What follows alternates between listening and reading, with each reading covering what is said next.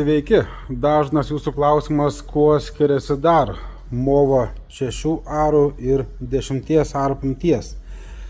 Baterijos vienodos, dėl ploto kaip ir aišku, tačiau yra vienas skirtumas, tai ratai. Jeigu pas šią MOVA 1000 yra tokie šipuoti aštrus ratai, tai pas MOVA 600 protektorius yra gerokai švelnesnis. Ratai yra štai tokie, visa kita yra tas pats. MOVA 6 arų ir MOVA 10 arų. Kokie yra skirtumai? Padangų skirtumas, taip, jisai yra. Baterijos vienodos, važiavimo greitis abiem greičio režimais yra vienodas. Pjovimo diskas yra vienodas. Tai kasgi skiriasi? Krovimo greitis. Tik krovimo greitis. Reiškia, MOVA 600 šiek tiek ilgiau kraunasi negu MOVA 1000. Mums labai smalsu, koks yra tikras skirtumas. Turim prieš save EcoFlow. Įsijungiame įrenginį.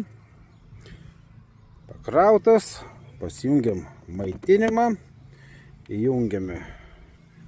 Neįsijungia. Įjungiame ir pažiūrime, kiek vatų valgys. MOVA 600 kraunasi daugmaž 36 vatais. Tai va, įrodom su skaičiais.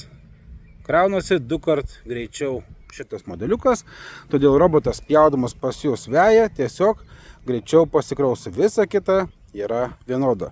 O mums liko ištestuoti MOVA 600, kokį didžiausią plotą leidžia pažymėti. Šita teritorija mums yra netinkama, nes čia yra 5 arai. Pastoviai 10 arų vėjos robotas, kuris nupjauna tos 5 arus per dieną, sausą dieną.